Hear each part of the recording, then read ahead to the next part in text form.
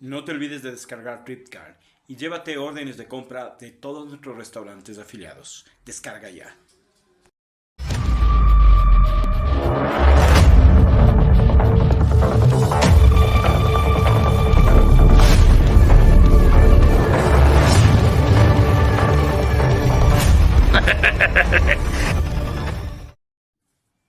Las casas más antiguas de Quito. ¡Las casas!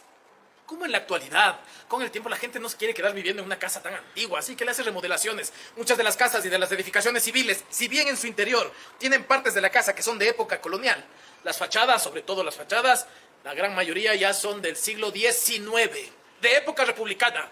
Y para más dolor de los hispanistas de hueso colorado, de estilo afrancesado o italianizante. Quedan inventariadas y en varios tipos de conservación, 17 casas del siglo XVII, 33 del siglo XVIII. ¿Cómo reconocer las casas más antiguas de la ciudad? Me han caído bien. Son un grupo callado, pero atento. Decía, les voy a regalar eso. Bueno, tienen que saber primero que en el siglo XVII casi no había arquitectos en Quito y los pocos que había estaban ocupados levantando iglesias y conventos. Así que la mayor parte de casas del siglo XVII son de estructura muy simple. Normalmente un solo piso, porque arriesgarse a construir más de un solo piso podía ser arriesgarse a que la casa caiga sobre sus propios cimientos. Los detalles de las fachadas eran demasiado sencillas. Ni siquiera balcones, porque eso sí, el romanticismo de las serenatas y las cosas, eso más bien parece que ya viene en el siglo XIX y sobre todo en el XX. Como digo, casi no hay balconería. De hecho, las ventanas de esas casas ni siquiera están alineadas. Están abiertas, como dirían las abuelitas, a la buena de Dios, para dejar entrar luz del sol, para que el interior se ilumine, se seque, para que la casa no se vuelva hedionda, húmeda y se llene de duendes y de fantasmas.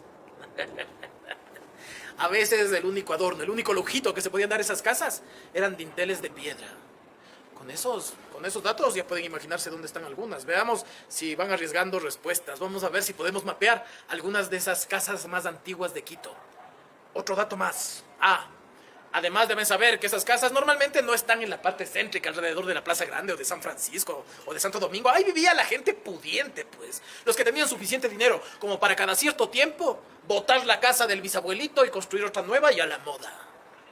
En cambio, en los barrios, San Roque, San Juan, San Marcos, Santa Bárbara, en La Ronda, la gente no tenía tantos recursos económicos. Así que a veces tenían que aguantarse la casa del bisabuelito, así estuviera vieja, hedionda y llena de duendes y de fantasmas. Otro dato más para ver si comienzan a ubicar esas casas. Deben saber que en 1978 se nos declaró Patrimonio Cultural de la Humanidad, entre otras razones, por cómo la arquitectura de esa época se había adaptado a la geografía propia de los Andes. Y estas casas son joyitas de Quito. Bueno, no solo las del siglo XVII, sino después también se hicieron casas así. Por la topografía tan difícil de estos territorios que, como saben, Quito es cerro, huayco, cerro, huayco, cerro, huayco. Las casas tenían que adaptarse a eso y, por tanto, hay dos tipos de casas en esta ciudad.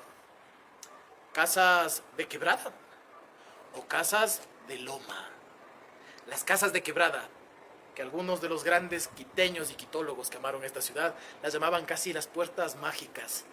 Las casas de quebrada se ven fácilmente. Uno abre la puerta que da hacia la calle y lo primero que ve es el cielo.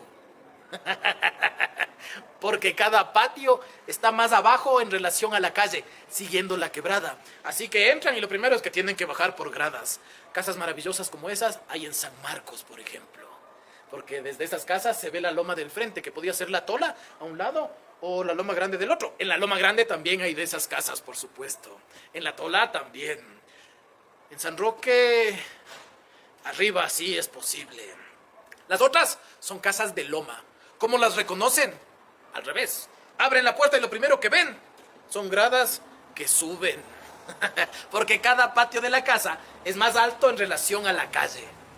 Además, las casas de loma tienen una cuestión bellísima, o dos. Algunas de esas casas son tan viejas, que son más viejas que la alineación de las calles, porque durante el siglo XIX y el XX, muchas de las calles, muchos de los chaquiñanes, más que calles, por si acaso para los que no son de aquí, chaqui en quichua es pie, ñan es camino.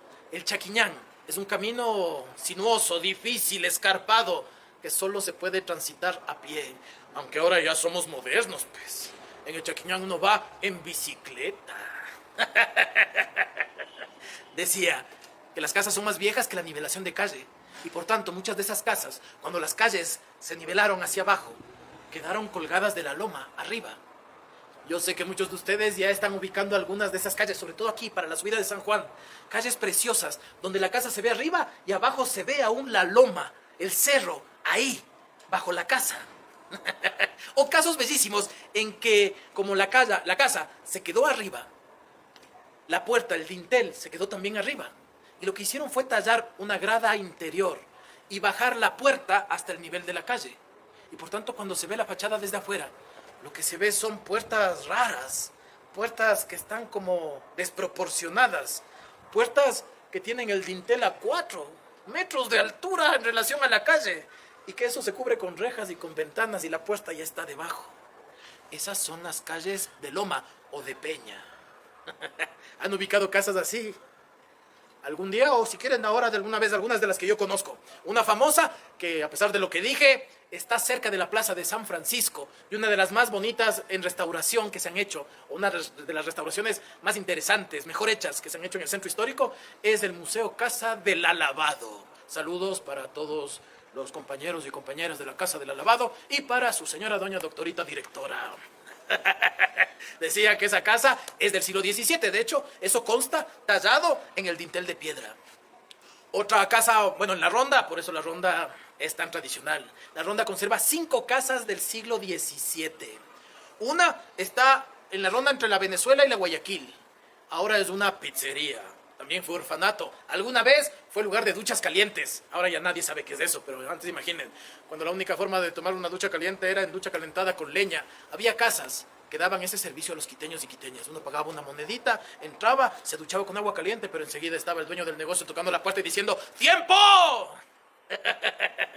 Esa casa, dicen, donde vivió doña Ana Luisa Muñoz, una mujer intelectual que hacía unas tertulias bellísimas, y a quien las malas lenguas dicen le fue dedicado ese poema precioso: negra, linda, negra, mala. ¿Ubican la casa? Bueno, si no, busquen. Luego siguen bajando por La Ronda, pasan la Guayaquil, y cuando La Ronda ya empieza a curvar, entonces verán la Casa de los Geranios. También saludos para todos los amigos de la Casa de los Geranios, que es una casa de 2, 3 pisos, parecería, porque también parte de la casa está dentro de la loma, que es una de las casas también más hermosas de esta ciudad. Al frente de, bueno, al lado de esa, hay una casa que ahora son varios negocios, bares, pero aún vive la familia dueña de la propietaria de la casa. Y esas 2 casas se nota que son casas de peña, porque ambas están al mismo nivel, más arriba de la calle. Avanzan por ahí, y luego hay 2 casas que terminaron unidas. La casa 707 de La Ronda, lastimosamente muy abandonada en la actualidad. Casa muy antigua y famosa además porque ahí vivió durante cierto periodo de su vida don Alfredo Carpio, el autor del famoso Chuya Quiteño.